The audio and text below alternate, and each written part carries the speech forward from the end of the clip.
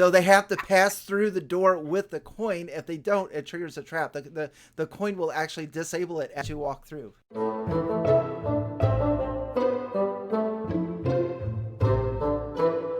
Hi, welcome to How to D&D. My name is Fred Wheeler, and today I want to talk about Dungeons & Dragons, but I'm not talking about Dungeons & Dragons or Dungeons & Dragons 5e alone. I have a guest with me. I have Wally DM. Welcome, Wally. Hey, thanks, Fred. I appreciate it. Thanks for having me back on the channel. So Wally's actually done quite a few videos on puzzles and traps, and I thought it would be great for us to have a sort of a sit down and talk about trap room design or traps in Dungeons & Dragons or Dungeons & Dragons 5e, since that seems to be the system that we're both using right now. Absolutely. And I'm really looking forward to this. A lot of the traps I present on my channel were actually from other books, so I'm ready to dig in and learn how to make my own. So I thought I would break down what I think make really good traps, and the trap room, the concept behind it, I actually got from running a Pathfinder or Paizo adventure, which really went horribly wrong for the party, where they stepped into this room, got separated. Some of them were at one end of the room, some at the other end of the room, but there's swinging sides going back and forth from left to right throughout the entire room. So nobody can really escape the trap itself. And then these ghouls appear as well. And I thought, well, that's actually exactly the kind of trap that I wanted, where I engage everybody rather than wind up punishing the poor rogue who was trying to deactivate the trap or find the trap in the first place, right? Yeah. And this is where a lot of these ideas come from. And the first one I thought that is really key, and that is the whole room or chamber needs to be the trap. And you want to make that room big enough to include everybody in the party, since so many people like to stand 30 feet back. Yeah. And I've witnessed that quite a bit. Running games, the rogue will go up there and be like, I'm going to check the door for traps. And everybody else just takes a few steps behind, be like, I'm going to hide over here behind the bookshelf or whatever. So I really like the idea of the entire room, just like you laid out with the scythes and the ghouls. I mean, the whole room comes alive and there's no place to hide. The other aspect to it is sort of related to using the entire room or chamber for the trap, but trying to include everybody in the party, if possible, in that trap. Whether that's closing the door behind them or in front of them, it doesn't really matter. But yeah, trying to include everybody in the process so that everybody gets to enjoy the fun of the trap or the torture of the trap in some cases.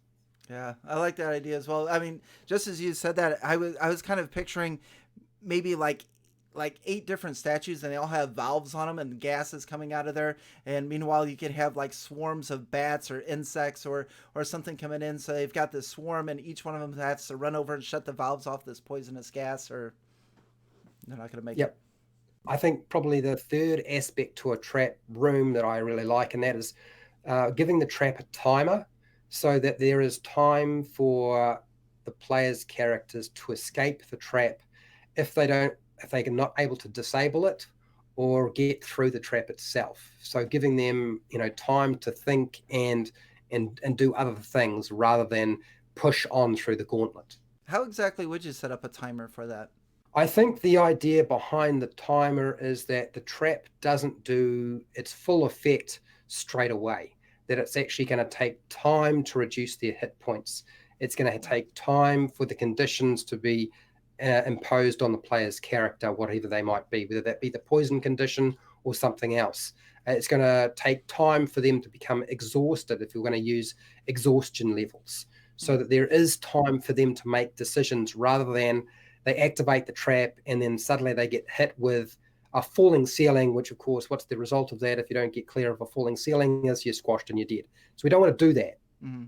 Would you put the pressure on the players in real life? Would you maybe like bring out a real timer, or would you, on the character side of it, would you consider maybe an initiative system to allow them, if they feel pressure to do something, maybe they're all shouting commands at you at once, I want to do this, I want to do this. How would you resolve that if the players themselves are showing their urgency?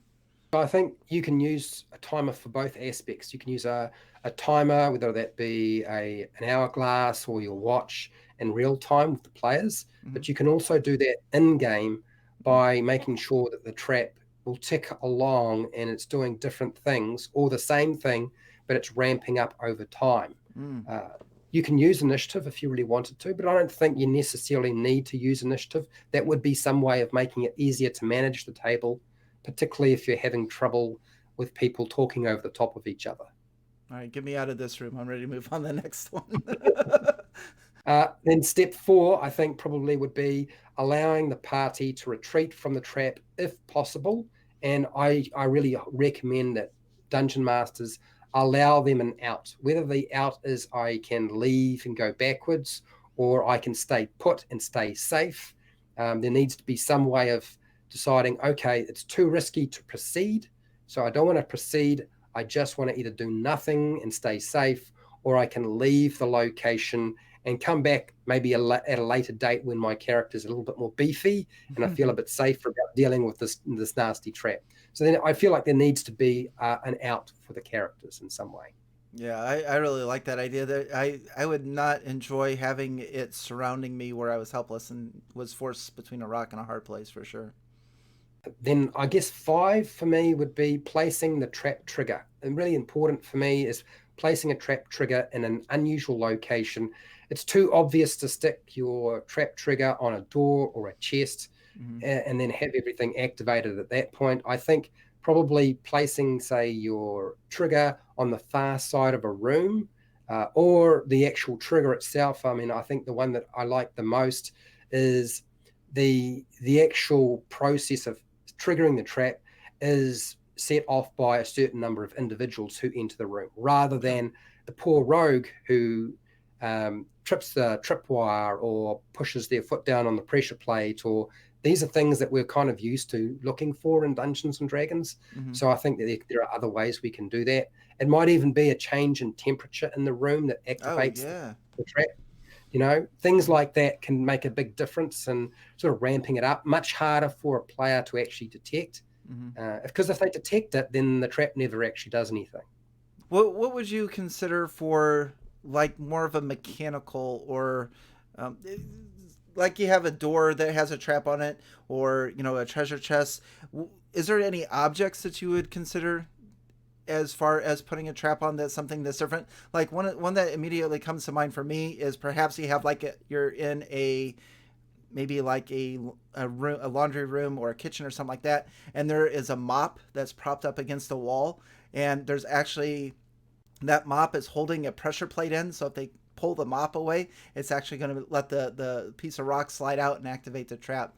Do you have any ideas like that as far as the trigger, as far as an unusual location? I think that's a really good example. I think probably things like statues are pretty obvious. The thing that people look for, though, is usually not below it.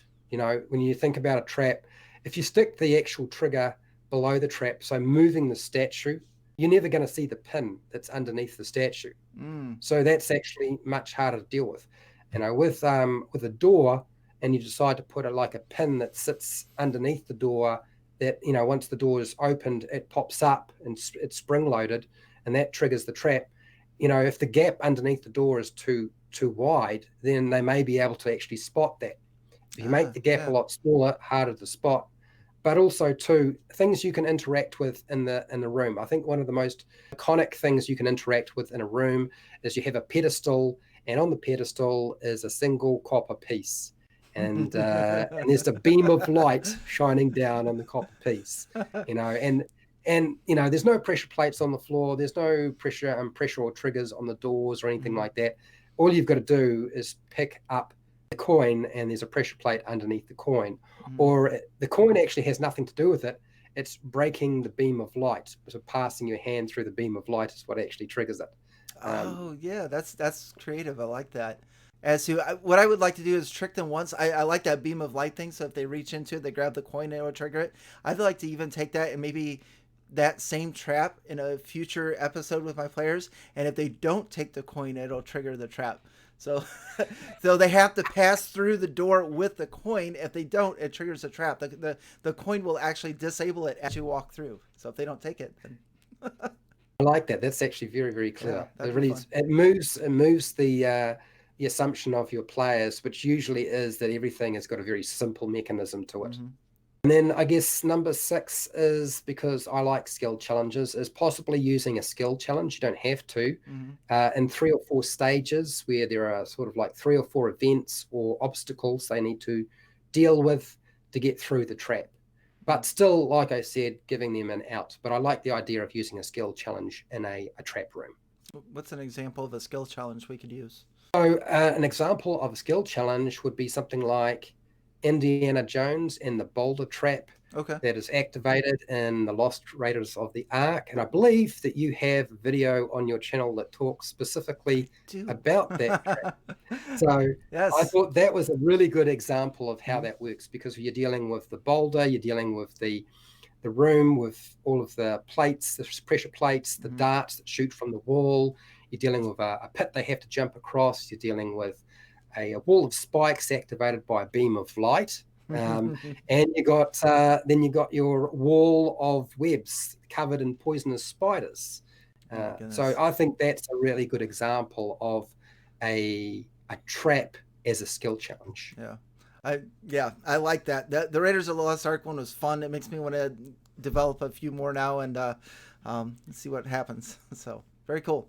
And you guys should go and check out that particular video on Wally DM's channel, because it's worth checking out. It's a long video, but it's still worth it. Absolutely, yeah. Fred takes us through an amazing skill challenge, and it was a lot of fun. Can't spoil it for you though.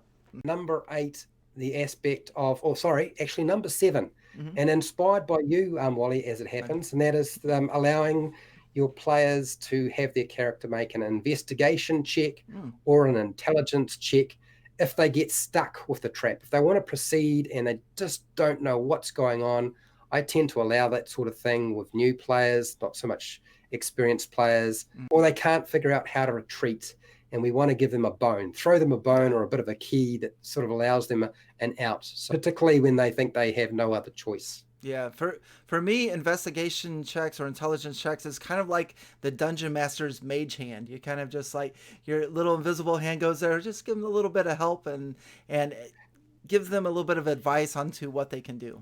So I appreciate that. That's cool. I'm glad you threw that in there. And then, I think it's worth mentioning, because sometimes people really get stuck with puzzles and traps and stuff like that. Yeah, and the last thing you want to do is have your players looking at each other with, I don't know what to do, and they get frustrated and stuff like that. So being able to, as a DM, say, well, roll an investigation check. Oh, hey, you found this. It looks like it turns this way. So let's, and take it from there.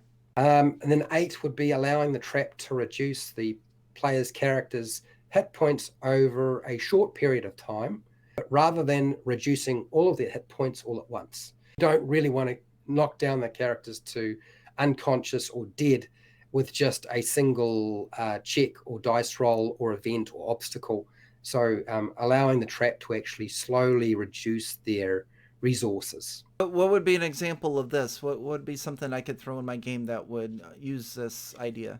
So I guess an example would be, say, if we go back to the room of scythes, having them come through, and instead of them sort of impaling themselves on your players' characters, they maybe do a small amount of damage, or the reduction in hit points is actually reflecting the fact that they are exhausted as they try to dodge past these things, and they failed it, but they haven't taken any physical injuries. But hit points aren't necessarily about causing physical injuries in Dungeons and Dragons 5e or other versions of the game.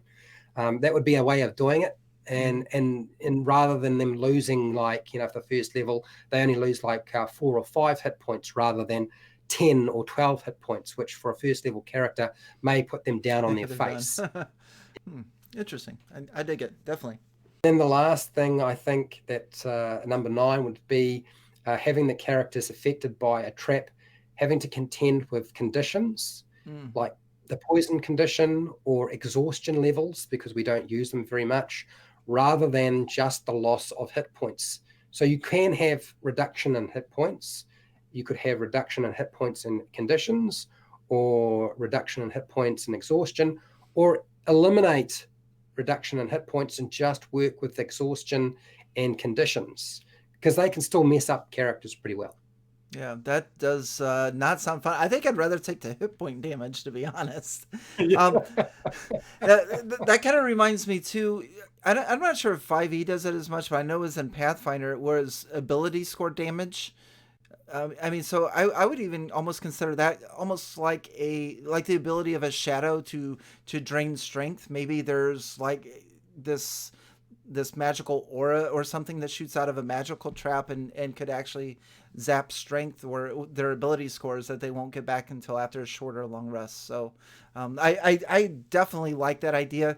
I mean, hit point damage is fun, but conditions, exhaustion, some other type of damage, give them confusion, maybe a little bit of memory loss or something like that. I those are like my favorite ways to spring the trap on them. I love it. Yeah, so those are sort of the basic aspects to it. And the rest of it really is sort of tied more into if you're using skill challenges. I still feel like the trap room should be an opportunity for your players to actually use things like ability checks, saving throws, skill checks, spells, class features, race features, their feats, if they've got feats that are specific to their character, Mm-hmm. that all of those things can have some sort of effect on the trap room itself. Yeah, and so what you're going for is a more encompassing trap that isn't just involving that one person to try to remove the trap from a treasure chest before it opens, but to include everybody so everyone's doing something at some point and to make it something fun, different, and interesting. Just a little Absolutely, bit making it the deadly. main event. Yes. I love it. This sounds like a lot of fun. It makes me want to start writing my own traps now. I believe that you've already done a few trap videos. Yeah. I wanted to really quickly just mention that people should definitely check out this book, Yep. this book, that There you book. go. Oh yeah, the Puzzle Encounters book. I've heard of that. No, I Yeah, appreciate it, Fred, and it is really cool to see you have the actual physical copy in your hands. That means a lot to me that you are able to get that they were able to take it from all over the world to New Zealand and in your hands, and that's awesome. I hope you enjoy it. thank you, Wally. Wally actually sent it to me, so I'm actually looking forward to finding some time to work my way through it. I've already had a look at the book, man, and it's in terms of its layout, it's really impressive. Well, Um, I, wow, thank you very much. I appreciate that. I layout and editing and all that I did myself, so I was like a little nervous when it first came out. I have seen a lot of different books produced, and this one is right up there in terms of being easy to follow. And Oh, that was really the key thing that I noticed. And I've only read like one of the traps, no, one of the puzzles in there, yeah. and not the traps. We're talking about puzzles there. But yeah, like thank you very much for giving your input on this. And I really recommend that people go and check out the Indiana Jones Boulder trap that is on Wally DM's channel, Hmm. because I'm sure you will find lots of different ideas from working through that. Thank you, Wally, for coming today. It's Hey, been great. thanks for having me, Fred. It's always great to talk to you, and I appreciate it. Thank you very much. So we are finished there. So basically, if you want to support this channel, you can use Patreon, affiliate links down in the description. You can check out the merchandise shelf, just watch the videos, that's fine too. You can go and check out Wally DM on his channel. And I believe he also, I'll make sure I put a link for his puzzle book down in my description. Thank you. Go and check out his video on the Boulder Trap, Hmm. and make sure to share, like, and subscribe, and all that sort of good stuff. Other than that, I'm really not sure I want to say anything more other than, hey, till next time, keep rolling those 20s.